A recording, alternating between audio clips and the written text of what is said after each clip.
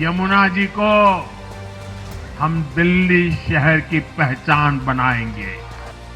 8 फरवरी को जिस भागीरथ संकल्प को पीएम मोदी ने विजय संबोधन में दोहराया, महज 10 दिन के भीतर उस मिशन को साकार करने की शुरुआत हो गई। मैली और काली यमुना में trash schemer, water weed harvester और ड्रेज यूटिलिटी क्राफ्ट आज लगातार दूसरे दिन मिशन क्लीन यमुना पर नजर आए। हालांकि अभी सरकार का गठन नहीं हुआ, लेकिन एलजी के द्वारा आप देख सकते हैं कि यमुना की जो सफाई है वो शुरू कर दी गई है। घाटों पर जो गंदगी है, जो कूड़ा कचरा है, उसे उठाया जा रहा है और साथ ही 7 मशीनें लगाई गई हैं यमुना में जो ठोस कचरा है उसे निकालने के लिए। 13 फरवरी को उपराज्यपाल वीके सक्सेना ने मुख्य सचिव और अपर मुख्य सचिव के साथ बैठक की थी। उसी में अफसरों को यमुना की सफाई में तुरंत जुट जाने के निर्देश दिए थे। शुरुआत कचरा और गाद गंदगी हटाने से हुई। संकल्प 2027 के अंत से पहले यमुना को निर्मल करने का है। देखिए, यमुना को एक ही चरण में साफ किया जाएगा अभी से लेकर दिसंबर 2027 तक। हाँ, पैरेलली इसमें कई काम होंगे। ये नहीं है कि एक काम पूरा होने के बाद दूसरा काम होगा। यानी जो सफाई का अभियान है वो 2027 में पूरा हो जाएगा 100%। यमुना मैया को 3 साल में निर्मल और अविरल बनाने के लिए मिशन मोड में 4 चरण की रणनीति बनाई गई है। पहला, यमुना में जमा कचरे, गाद, अन्य गंदगी को हटाया जाएगा। दूसरा, नजफगढ़ ड्रेन, सप्लीमेंट्री ड्रेन, अन्य बड़े नाले साफ किए जाएंगे। तीसरा, मौजूदा सीवेज ट्रीटमेंट प्लांट की क्षमता और कामकाज की रोज निगरानी होगी।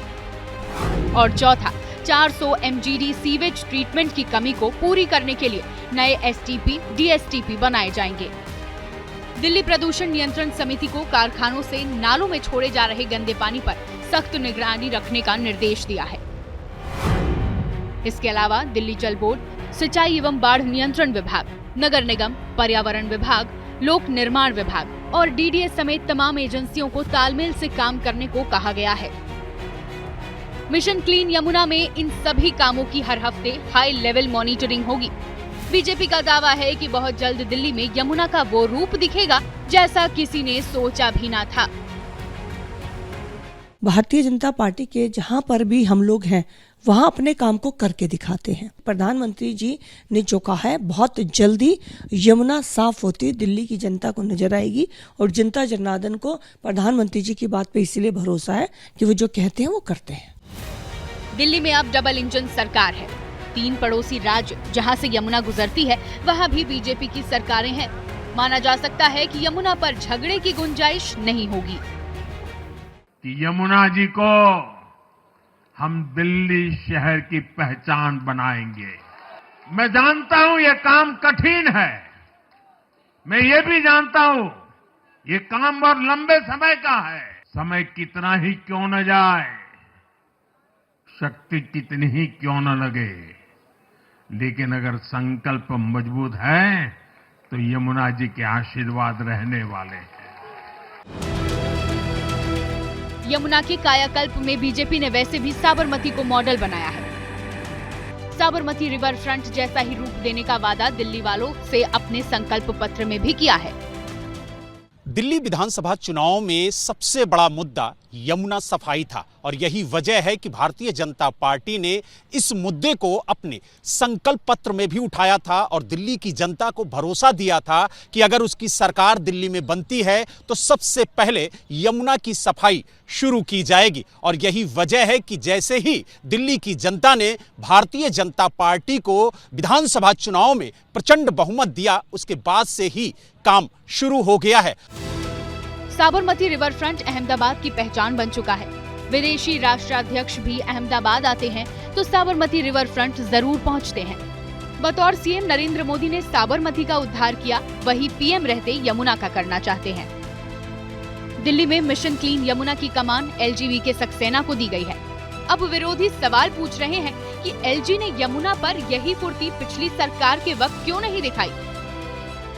दिल्ली में इस टाइम ना कोई सीएम है ना कोई कैबिनेट है, पर दिल्ली के LG अगर अभी ये काम कर पा रहे हैं तो निश्चित तौर से ये क्लियर हो गया कि ये गंदी राजनीति कर रहे थे और पहले काम जानबूझ के नहीं कर रहे थे या फिर हमें जानबूझ के रोक रहे थे। लेकिन आपके इन आरोपों पर पलटवार के लिए बीजेपी भी 2 साल पुराने पन्ने खोल रही है। जब 2023 में एनजीटी के आदेश पर यमुना की सफाई के लिए एलजी के नेतृत्व में उच्च स्तरीय समिति बनी थी और जब केजरीवाल सरकार ने सुप्रीम कोर्ट में अर्जी देकर इस अभियान पर रोक लगवा दी थी। एनजीटी का जो ऑर्डर था जिसमें उन्होंने मुझे इस हाई लेवल कमेटी का चेयरमैन बनाया था, केजरीवाल साहब ने शायद समझा कि अगर यमुना की सफाई होगी जो मैं नहीं कर पाया 8-9 सालों में, तो उसका क्रेडिट जो है एलजी साहब को मिल जाएगा, तो मेरे लिए तो बड़ा खराब हो जाएगा। तो इसलिए उन्होंने जो है एसएलपी फाइल करी और इमीडिएटली उनको स्टे मिल गया। अब 8 फरवरी को दिल्ली में आपकी सत्ता पर स्टे लग गया है।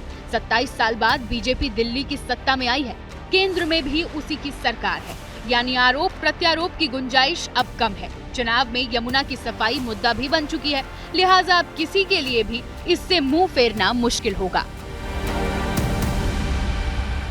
दुनिया बदल रही है और ये भारत के लिए ला रही है इन्फिनिट अवसर, जिसे हम कहते हैं मिनट इन्फिनिट। आइए आइडियाज ऑफ इंडिया के मंच पर समझे इसी मिनट इन्फिनिट को 21 और 22 फरवरी abplive.com पर।